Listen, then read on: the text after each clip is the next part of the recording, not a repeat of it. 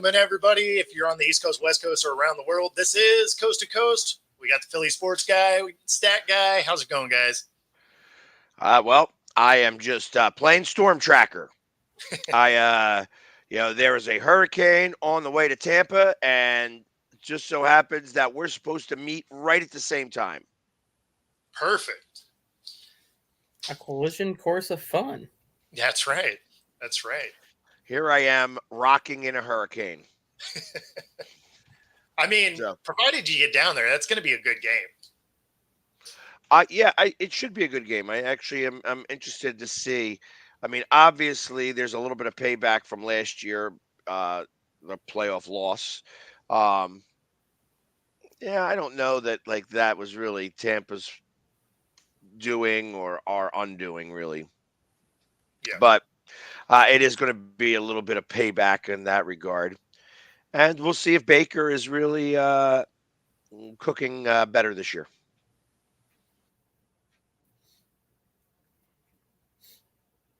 Oh, so you froze this early. Awesome. That stupid look on your face is just so priceless right now. And you know the best part about that is I had audio the whole time, so you can go fuck yourself.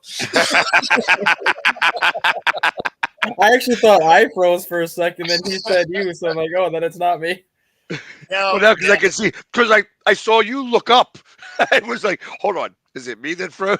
Yeah, because I'm like, yeah, no, it's Comcast doing Comcast things, so we got that going for us. I was going to say the hurricane made its way all the way up to Seattle just for a quick stop. I mean, we have some rain this morning, but not that kind of rain. Gotcha. But yeah, it's going to be. I think it's going to be an interesting game, to say the least. If it goes off like on time, because I have a feeling that is it Helena might have something to say about that. Yeah. I mean, I'm interested to see if Baker can look the way he did last year. Right. I mean, I'm just not a Baker believer. So he's that guy that is just wildly inconsistent. And so, I don't know. We'll see. But it should be a good game overall, though. That should be a fun watch. Yeah. I love going down to Tampa. I mean, I seem to be spending a lot of time in Tampa lately. This will be the fourth trip to Tampa in the last year, which sounds ridiculous, but just the way it's been, because I've been down there for 2 football games, going for my third, 1 spring training and 1 hockey game. Yeah. So lots of travel to Tampa. So before we get super far into the NFL, the NIL has some hilarious things going on. And one of them is UNLV starting quarterback sitting the rest of the year, Matthew Sluka, who was verbally offered $100,000 NIL deal by one of the assistant coaches of UNLV to transfer from Holy Cross, has received 3,000 of it, and that's it. And despite the fact that they have started 3-0, he's like, I'm out until I get paid. There you go. Perfect. As it should be. Don't make promises, but this is where you have to learn, get it in writing. That's exactly it. And how shady is it for coaches to be doing stuff like this now? That is. I got to imagine that's absolutely happening everywhere. It's the world we live in now. That's what I'm saying. That's the NIL is becoming an interesting animal. It's becoming free agency for college, is what it is. Because you look at no. It's much worse than that. Well, no, but I'm just saying, free agency, typically the team that pays the player the most money gets that free agent. NIL, the school that wants to give the player the most money, chances are they're going to get that player in the NIL. Well, they got him. Get it.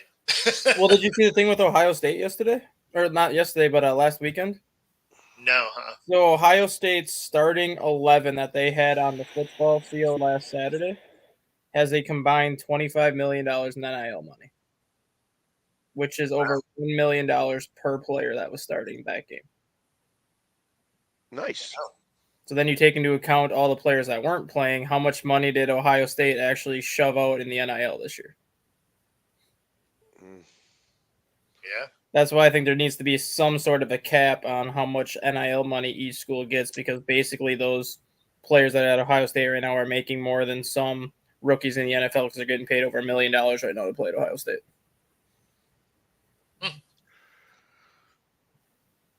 And here you have one guy in UNLV who was supposed to get 100,000, got $3,000, and said, "Screw you guys. Yep. You want to play these games? Well, now I'm going to show you how I play by not playing." Yeah. I mean, and UNLV, let's be honest, should have the money to give him 100K. Yeah. I mean, that should not be difficult.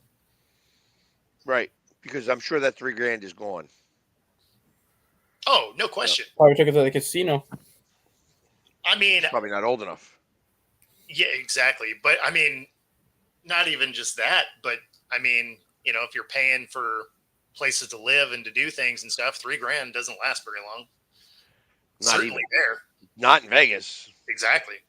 Yeah, you sneeze $3,000. Exactly.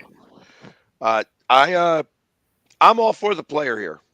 You know, it's like I said, these universities make ridiculous amounts of money. The fact that Ohio State probably put out, from what you just said, somewhere in the neighborhood of $50 to $60 million for their team to be able to play. No, and against that's that. just football. That's not counting basketball and the other sports that give out the NIL money, because their wrestling program also gives out a ton of NIL money because they have one of the best wrestling programs in the nation.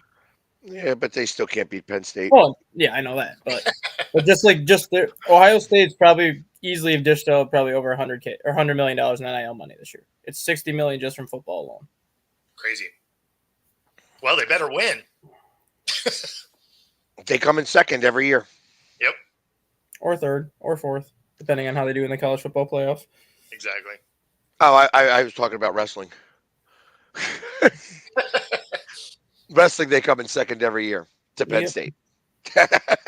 Because Penn State really is the best wrestling program in the country, quite possibly the world. Those mountain boys out there. But Yep. yeah, so Brad, yes, there's going to be a game. We hope. Have they thought about possibly moving the game, kind of like what happened in 2008 when the Cubs and Astros had to get their game moved to Milwaukee because the hurricane went through Houston? Yeah, I don't know that they're going to do that yet. So, and I can't even think about talking about Penn State versus Illinois. Yeah, I don't know anything about college. I couldn't tell you the first thing about Penn State. Penn State's going to crush Illinois. They have a very good sophomore quarterback, Alex, and Illinois has not been tested yet.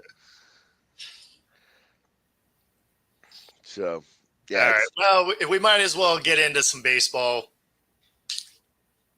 We'll start with the teams that are actually going to be in the playoffs.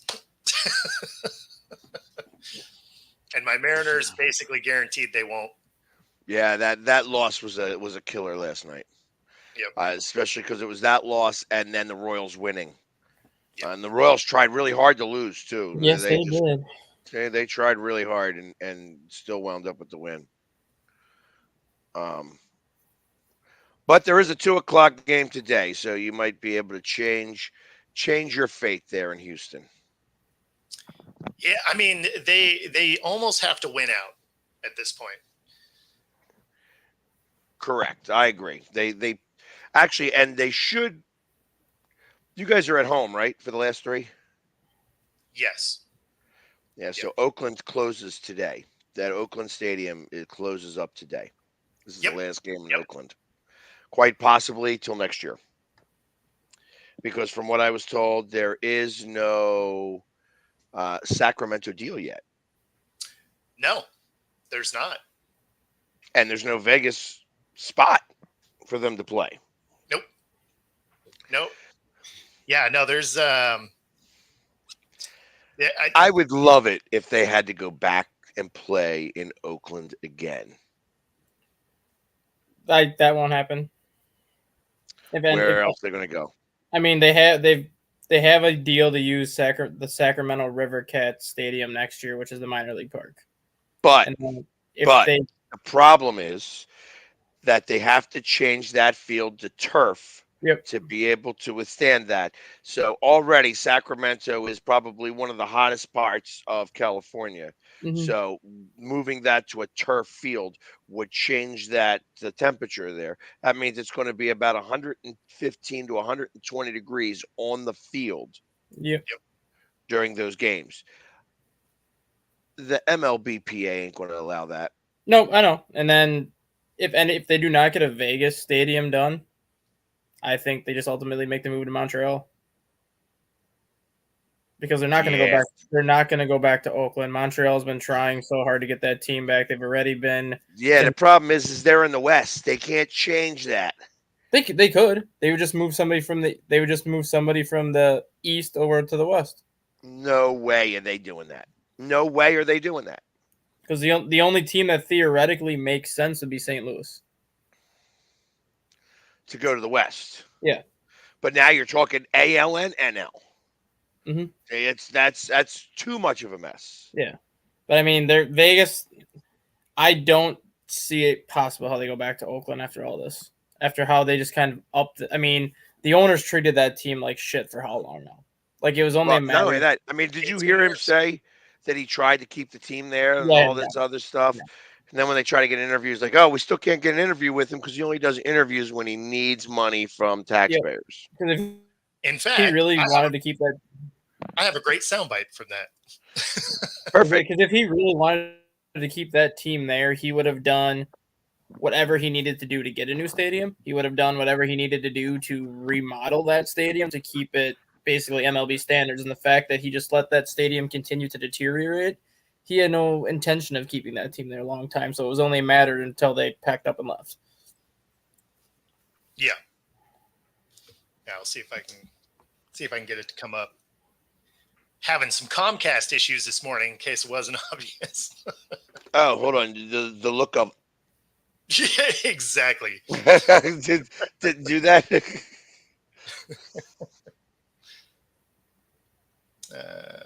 Come on. No, maybe not. No, maybe tomorrow. All right. Perfect. That was a great soundbite. And that Yeah. soundbite was brought to you by Comcast. Oh, no, it wasn't. Yep. In fact, it was derailed by Comcast. Thanks a lot, guys. Appreciate it. Love the support. ASSHOLE. Exactly. Man. So, but there were a number of teams yesterday, as you see Brad here writing out that did Yep. clinch. Houston winning their game clinched the West. Yep. They now own the West, is what they said. We own the East. I think Houston is a one and doneer this year. Mm-hmm. Yeah, well, actually, not a one and doneer because whoever plays them in that, the Royals aren't going to beat them. Then you have the Padres turning a triple play to clinch their playoff spot. That's a hell of a way to clinch a spot right there. It was pretty cool. Was it a ridiculous triple play or? It's not. It wasn't a ridiculous triple play, but then you look at it, the Padres can still win the NL West. I did not realize they were only 2 games behind the Dodgers. I thought they were like 4 or 5 out. But yeah, they're only 2 games out, so they still have a shot to end up winning the NL West. Yeah, no, it was it was a pretty cool triple play just because it was a force at all 3 bags. But it's not like it was ridiculous where it was like an unassisted triple play or anything like that. Like that would have been kind of amazing. Mm-hmm. But Well, I didn't see it, so Yeah, good on them. I just saw the highlight. The final National League playoff spot will be decided on Sunday, though. Against because the Mets and the Braves play each other, right? The Mets and the Braves play each other, and the Padres and Diamondbacks play each other. and the Mets, Braves, and Diamondbacks are all separated by one game. The Mets are the 5th seed right now by one game over the Braves, who are the first team out. So those two games over the weekend, if somebody goes 3-0, they're getting in, and then whoever goes 2-1, that's the other team that gets in. So ultimately, technically the final two playoff spots will be decided on Sunday because of all the scenarios. Because the Padres can still get home or get the NL West if they sweep, but the Dodgers have the Rockies, so that's not going to happen. Got you. Well, yeah. Interestingly enough, the Royals are no. The Royals are playing the Braves. So the Mets, who are the Mets playing? The Marlins. I'm checking right now. The Mets are playing the Brewers.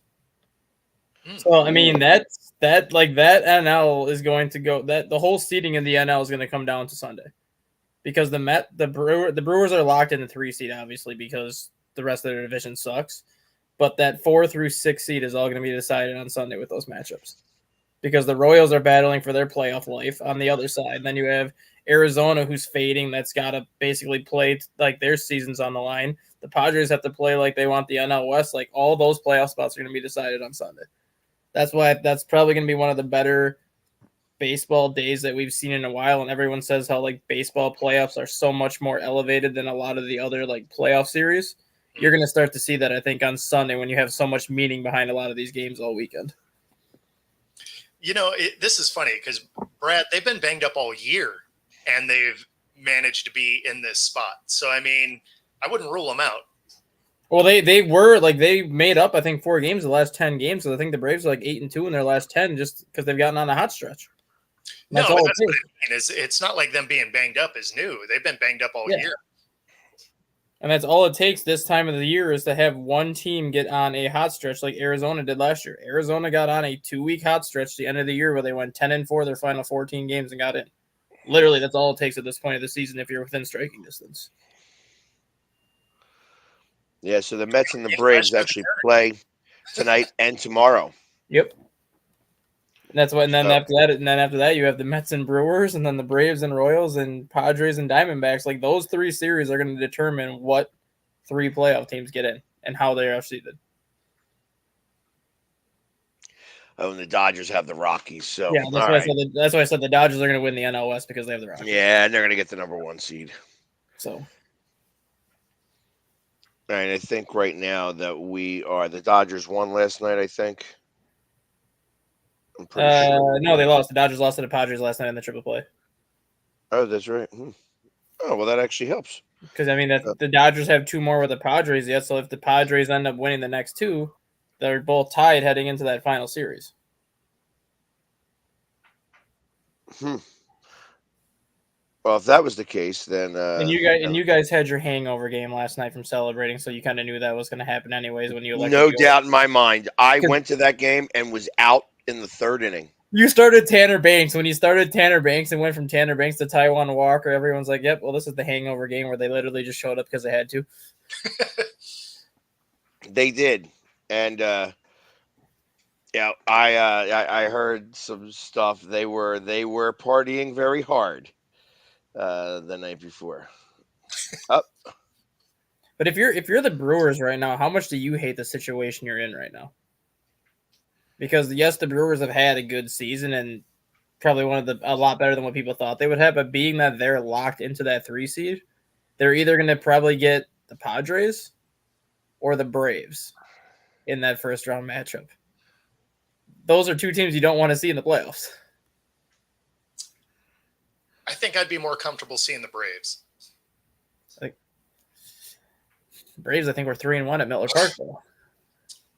Yeah, but again, just injuries, right? Like, it'll be easier to catch them on a bad day.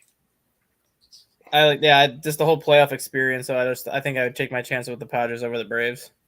Yeah.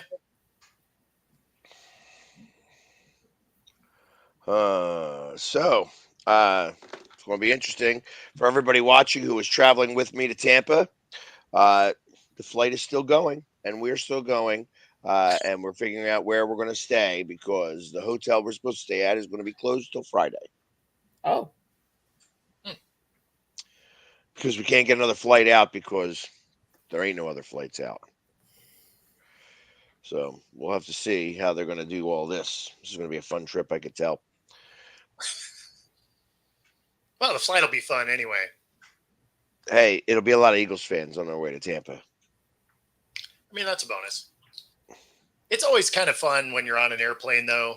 And like in this case, you're going to hit turbulence for sure if the flight goes, right? And if you're used to flying, you don't care. But it's always funny because you'll end up with those people that lose their shit over turbulence, and they'll immediately look out the window like you just hit a dog or something at 30,000 feet. So, I mean, you're just like, what are you looking for? I mean, you trying to see the wings flap? Like, what are we doing? I like it when you have that turbulence that drops at about 800 feet. yeah. Yeah. That's where everybody's like suspended in midair for a second. Everybody who forgot to put on their seatbelt is like, whoa. Yeah, you get the collective gasp through the whole airplane. You know what I can't stand, though? I can't stand when people clap after the airplane lands. Yeah, what is that? That is this ain't a movie. You ain't clapping for the ends. Well, that's the thing is, why are you clapping in a movie either? I got comment. That's exactly what I was going to say. Is I got comments on that, but I got to keep it to myself so we don't get canceled. I mean, that sounds like something I definitely want to hear off air, though. I want to hear it. I want to hear it now. Let's give it a shot. You know, let's tempt fate. People are clapping because they didn't die on the airplane. Oh, I mean, I thought you were going to say something. No, but like, so many damn people are sensitive nowadays. Like, you don't want to mess with like airplanes after 9/11, and that's why people clap now. And someone told me that on the plane that I was on this year. That's the main reason why people clap now is because they didn't die on an airplane. I'm like, well, kudos to you. Yeah, well, you know what? There's not many people die on airplanes. Yeah. So it's a rare situation when there's a flight that goes down. Yeah. Especially when you think of how many fly every day, all day. Like then it's like, so if you're clapping on an airplane, are we supposed to clap on a car ride when we get to our parking lot? Exactly. So that actually makes some sense because I've ridden with some people that I'm like, hey, thanks for not killing me because holy hell. So that one I could actually even kind of get behind. The movie thing is the weirdest thing. I remember the first time watching one where the movie theater clapped. I'm like, you realize there's nobody here to take a bow. Part of this movie. Like, nobody's gonna come on the screen and give a bow. Right? Like this was like one of the super old, really just crappy Cineplex Odeon just junk theaters, and it's like, yay! And I'm like, I don't understand what's happening right now. Like, even if they were gonna be in a theater, it was not this one. But well, either way, so clapping on an airplane, no good. Yep, that's a foul. It's just weird. It's just weird. I agree. I don't go to movie theaters. I haven't in a long time. Yeah, every time I go to a movie theater, it's a waste of money for me because I sit in that comfortable chair, I lean back a little bit, and immediately fall asleep. No, that's fair. Yeah, I haven't. It's probably been 5 years since I went to a movie theater, and that's what was the last movie you seen? What was the last movie you saw? Do you remember? In the theater? Yep. Not really. The last one, you know what? So I don't know. I don't think it was the last one I saw, but the last one I remember seeing was Transporter 3. Right? A buddy of mine was like, "We got to go to see this." I'm like, "It seems like it's going to be dumb. You know, it's the same movie. They've made it 3 times now. Like, I feel like I don't need to see this in the theater." And he's like, "No. Like, it'll be fun. We'll go." And I'm like, "All right, fine, cool." And so we go. And Jason Statham does not disappoint.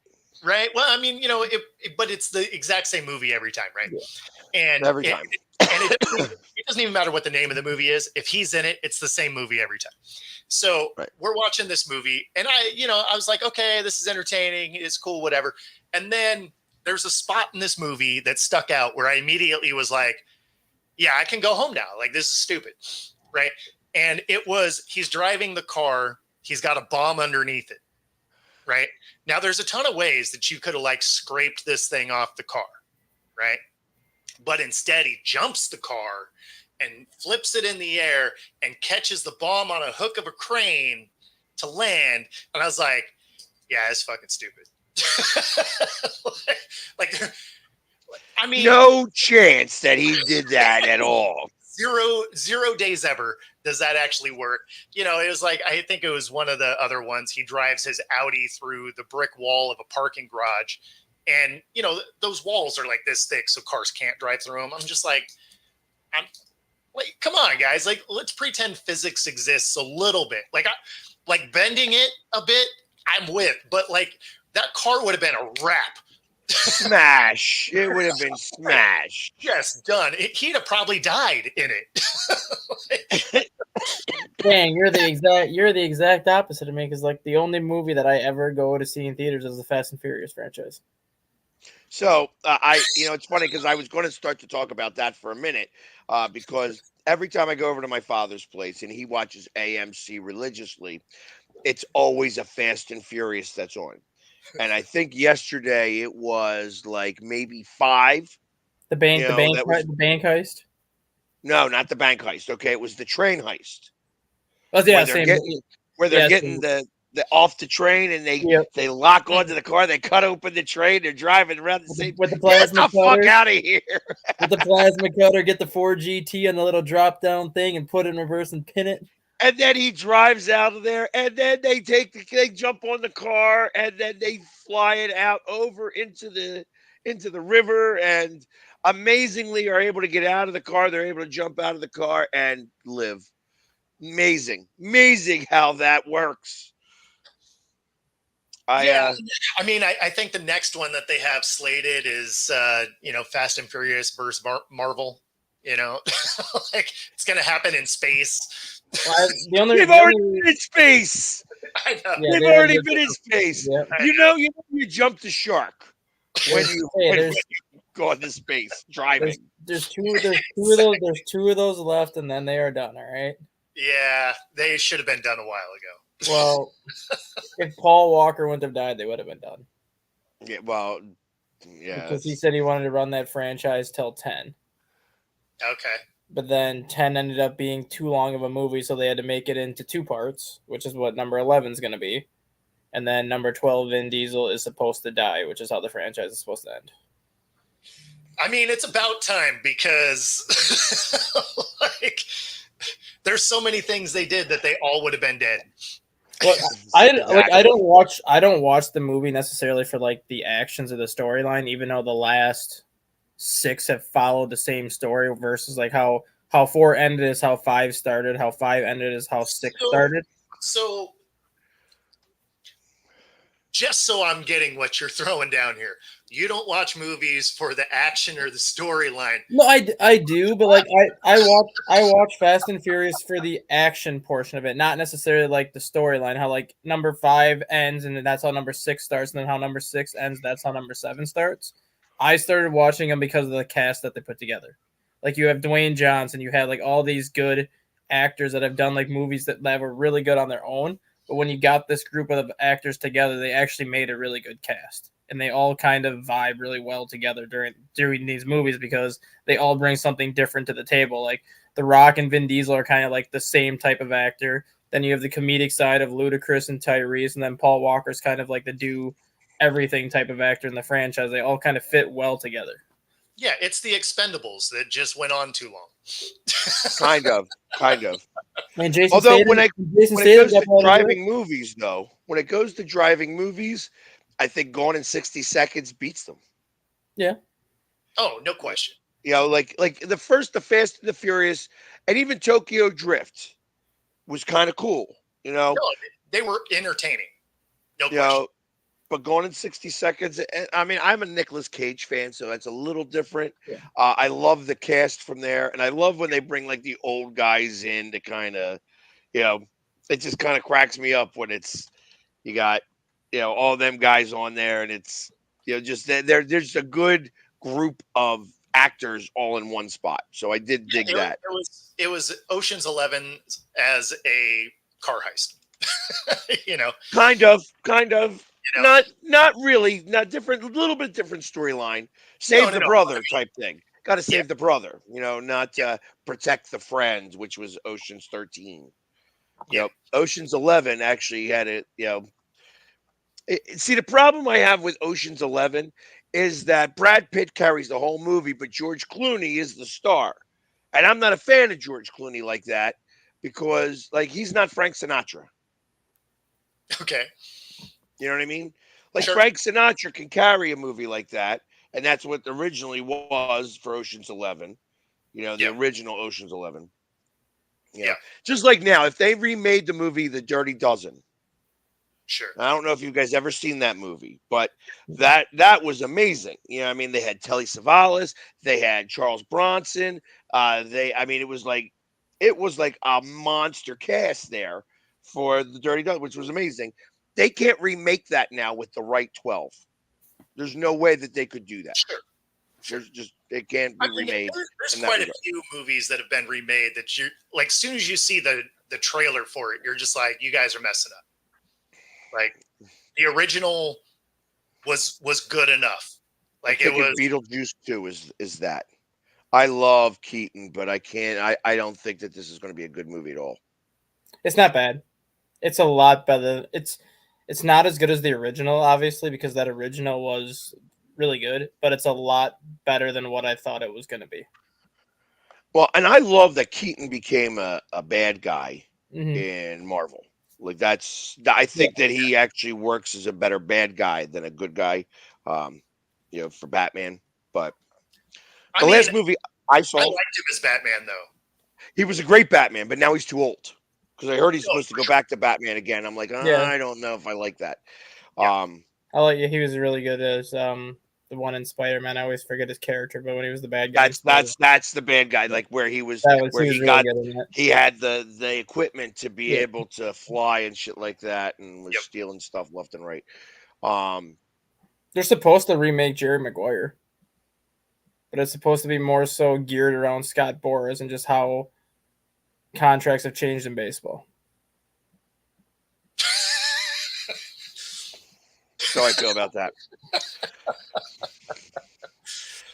All right. The last movie I saw in the movie theater was Endgame. Okay. And that was actually a good movie to see in the movie theater that I didn't fall asleep. You know what I mean? Because there was enough kind of going on. There was enough of a storyline. I'm interested to see how they rework in what's his face back Iron in Man? now that he's dead. Yeah. Stark. Now that Iron Man's dead, now he's going to be Dr. Destruct or whatever the frig his name is. I don't remember. But he's back in there again, Robert Downey Jr.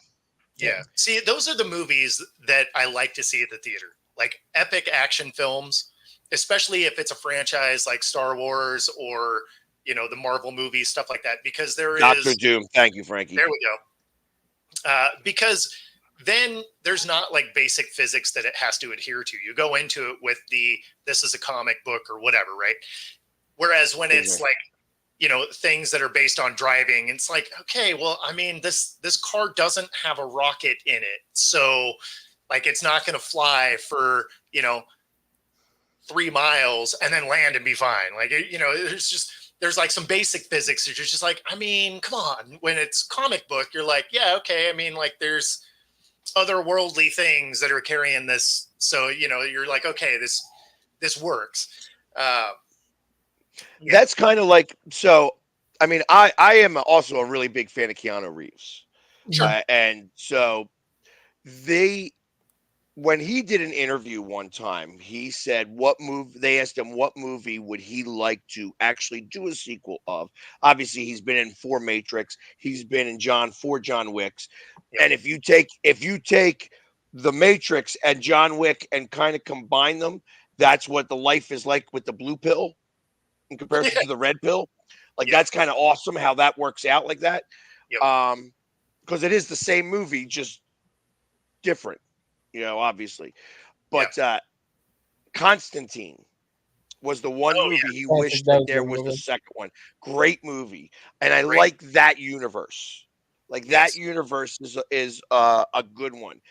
They are coming out with the Constantine 2, which I kind of dig because ultimately, the rumor is that he never quit smoking. So he's still smoking like he was supposed to die of cancer, and then the devil took out all the tar, and now he's going to live because he was like, as he's going up to heaven, he's like, yeah. And the devil's like, oh no, you're mine. You ain't dying yet now, asshole. So now it's like that's kind of cool to kind of I'm interested to see how that one turns out. Yeah, I've never gotten into the Marvel movies as much as a lot of people have. Like I like the Avengers and I like Guardians, but I hate all the spin-offs. Like I hate how every single character has not only a spin-off, but 3 spin-offs. Like if you wanted I to do like just Venom. Venom yeah, but if wasn't you bad. like how Captain America's got like 3 spin-offs, like Thor's got like 3 spin-offs, Iron Man's got like 3 spin-offs. Like if you wanted to do a spin-off, mean, just it do started. one. It started with Iron Man though. So Yeah, I you know, but like can't just call do it a one. spin-off if it's the one that But started. you know what I mean though. Like you could have just did an Iron Man movie and not do an Iron Man 2 or an Iron Man 3. Like if you wanted to do a spin-off of each character, just do one movie and just do it. Don't keep doing like Thor and then another Thor like 6 years later, then another Thor. Like No. Well, That's no, but it's not how money part of the works. storyline though. That's still part of the storyline. that's Like, why I don't. That's why the only time I'm ever gonna watch the Marvel movies is like when the Avengers actually comes out with just a straight Avengers movie, or same thing with like Guardians. I won't. I just don't have the time to watch all those stinking individual ones. The thing that's funny is because of the timeline, they pull elements from those individual movies into those Avenger movies. Yeah. I mean, you kind of have to have some basic knowledge from those for all of the movie to make sense. In fact, where they really took it to the next level is when they did Agents of S.H.I.E.L.D., because that also tied in. Mm-hmm. what I would like for them to do, it would be what happens to the people after the snap. They disappeared and then they all of a sudden reappear again. But where did they go during that time? And that would be like a really cool movie where everybody's just normal. You know what I mean? Like, we got no powers, and somebody comes over and just punches Spider-Man in the nose and he breaks his nose. You know what I mean? Stuff like that, like weird stuff like that would be kind of funny to me. Like, hey, this is what happens because Thanos took half of the universe. So you get like all these different weirdo things from all over the universe, Yeah, so all the in one spot. snap just eliminated them altogether, though. So it died, I guess, but basically it was like they never existed. Well, but they did exist because everybody remembered them. Yeah, so I mean, they just ceased to exist, I guess, at that point. But Right. But that's where I figure they would go into that quantum, Mm-hmm. I got you. where they're in the quantum realm, because they, I don't know. Like I said, that's why they pay other people to write these movies. There is that. So, but yeah, that movie, the end game at that movie, when like when everybody started to come back, that was like a clapping moment for everybody. I'm like, we're not clapping for this, right? Like I could cheer, yeah, but like you're clapping, really? Come on. I'm not. Come on, Not stop a clapper. clapping. Not a clapper. Not listen. When I clap, everybody hears it. Trust me. So it's like I only clap during games. I'm not clapping at the end. I'll clap at the end of a performance, actual performance on stage. Well, of course. No, so like if you know you're going to be in there with a group of clappers, like if they did it during the movie, because sometimes that happens too. When he snapped the finger and everybody dies, that's where you like slow clap. Because ain't nobody excited in that theater. So it would have been silence, just like, let's go. Yeah, people are crying and stuff like that. I'm like, yeah, just like at the end, when everybody's all depressed, they're like all clapping for that. And at the end of that movie, they're all depressed because Man's dead. Got clapper lights. So mine is extra fancy there. When I set mine up so I can talk to my house to turn on all the lights and individually and dim them, and you get that what's that, the lights, the light that goes by voice activation. I think about that one it was on Instagram or whatever, I got where the guy's like cooking and the light would go out and you go woohoo, and the light come back on. That's funny. The wife got a voice activated lights because That's she awesome. wanted to save some money because it was on discount. See, that's kind of why I did it, is to save some money, because inevitably, we'd climb in bed and then my wife would be like, "Did you lock the front door?" And one, I do it like without thinking about it, so I'm not going to remember, because it was just sort of I walked by it and I locked it or whatever. And then, lights are on all over the place. And instead of running around the house and turning stuff off, I made it so that I can talk to the house and just be like, "Hey, lock the front door." And I can hear it go zzz, and then I can be like, "Lights off," and it'll kill every light in the house if I want. Awesome. That's cool. See, yeah, I wish. So I don't have to get out of bed because she waited for me to climb in bed to ask me that question. So you should just be like, "No, honey, why don't you go lock it?" Before you get there, you're like, "Lock the door," so it locks as she walks up. Yeah, I'm pretty sure that's how I die. Yeah, I get it. Which brings us to True Fusion Gym. If you want your wife to kick your ass, that's the way to do it. This is where she trains. And you can use that QR code to join her. Free 5-day pass. Pilates, boot camp, yoga, and actually, not lying, she is one of the fitness managers there. So find your edge at True Fusion Gym. And of course, you can bet right alongside us here at Coast to Coast. If you use the QR code on the screen, get up to 125% of your initial deposit, up to 3 of those, and there is a 10% bet guarantee if you are bad at betting. And, help protect some of your bets a little bit. Again, the QR code on the screen lets you bet right alongside us here at Coast to Coast. All right. So to wrap up today, we have these gems. Who do you think gets fired first?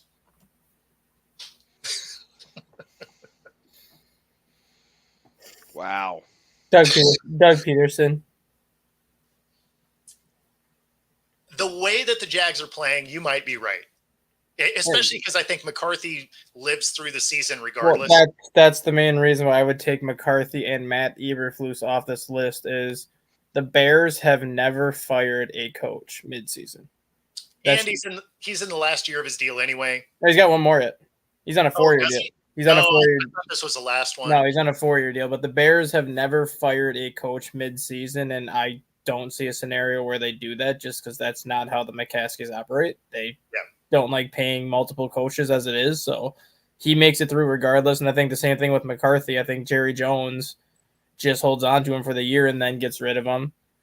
Well, so McCarthy is interesting because I think for the most part that's true, unless they just really fall off a cliff. Well, yeah. Because then they do have Zimmer in the house. Like the next 5 games, are we talking? If you look at the Cowboys' next 5 games? No. That's what I'm saying. Like if they just fall off a cliff, then I could see him getting fired since he's done at the end of the year anyway. Yeah. And they're already playing Zimmer, who's on the staff. Yeah, and the Cowboys' next 5 games, they have the 49ers, the Lions, the Texans mixed in there. Like, it's not an easy 5-game stretch.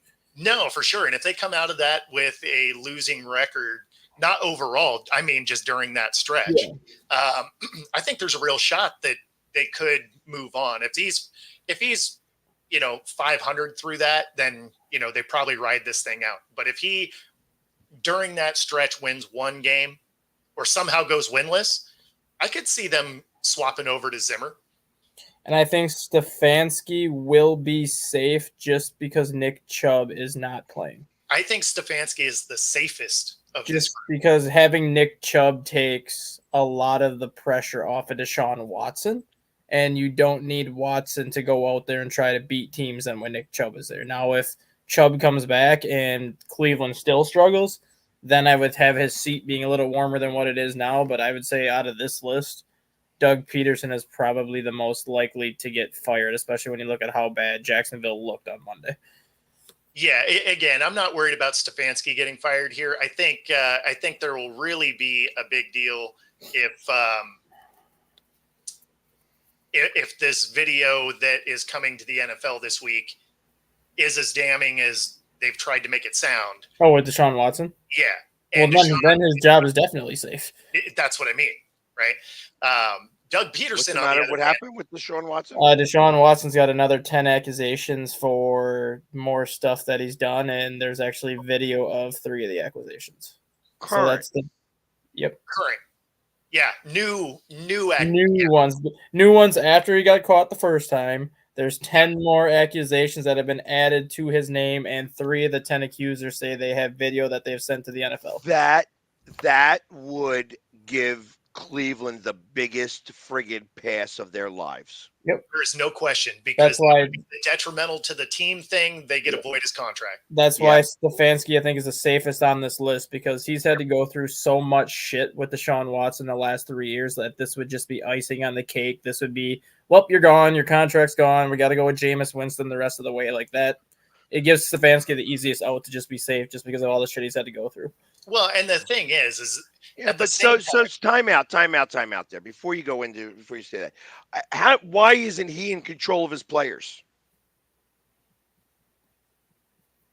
That's what I have to say. So these accusations were from the same timeline as the first ones. So these are before he got to Cleveland. This is still like the Houston timeline. Oh, no. Yeah, I thought this was in Cleveland. No, this is the Houston timeline. It's 10 additional people that didn't come forth initially when the initial accusations came out, but 3 of these 10 women actually have video evidence of it happening.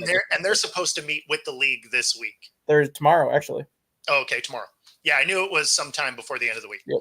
So, and again, as we've seen through the years with the NFL, they don't care until they see video. Yeah. And if they have video, that could be it.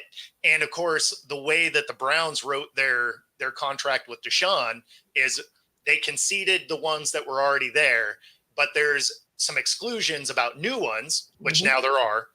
And then that would fall into the detrimental to the team action. And so then, they could void the rest and move on, which is probably, obviously best case scenario for them, because Deshaun has not shown up at all. I think he's had really 2 good games since he got there. And other than that, it's either been average or below average. I mean, Flacco off the couch was playing better than Deshaun. Mm-hmm. So, this could be the biggest boost for the Browns. Again, this is Stefanski, I think, is the safest here. Peterson, because the Jags just look like they forgot how to play football in general. He's probably the one that gets the early exit. I don't know if it's early. I think that switching quarterbacks, if the backup quarterback actually can act like a real quarterback, because I'm hearing some things. You think they're gonna bench him? Because I'm hearing some things that he's going against play calling. Yeah. Really? That Joey's going off script. I heard some very interesting stuff. About the Eagles actually too. Okay. That fourth down call, that 4th and 4, there was a play call made, and they were supposed to take a delay of game. Like try to pull him offside and not snap. Okay. Now, they're not sure if he got the call or heard the call because the mic went out. So they called the play, and that he said that they wanted to take the 5-yard penalty Mhm. and then kick the field goal. That's what I heard from, you know, you know, people and sources. Yeah, yeah. I don't know. I don't know what's real, what's not. Sure. And that's. Uh, but I also hear that Nick Sirianni is taking major bullets right now for Jalen Hurts. Hmm. That Jalen Hurts is also doing some of his own play calling, Hmm. and that this started last year and has continued some this year. I mean, that's a problem, especially if it coordinates with the, you know, falling apart down the stretch, kind of a rough start to the season so far. Like if he, You can't say it's a rough start. I mean, I understand that we're talking about it as a rough, but it's 2-1. So no, so yes. So in the win column, yes. As far as watching the play, it's been a little rough. yeah, Is well, what I mean, it's if the defense plays like the defense played, then I think that we'll start to win a lot more games. If the Sure. defense continues to improve, I mean, like I said, you had 94 points scored by that team, and then they only got 12. And I understand that their best offensive line was hurt, but even still, to only have to give up Kamara like 70 yards for Kamara, 43 and 3/4, and they didn't get away from the run. They continued going to the run. Yeah. I mean, it was 17 attempts for 43 yards. No. I mean, The defense that's was good. amazing. So they got to be able to keep it like that. But I'm interested to see or hear how this continues. But if it's Nick taking the heat away from his quarterback, that's a whole different storyline. And the players seem to have Nick's back.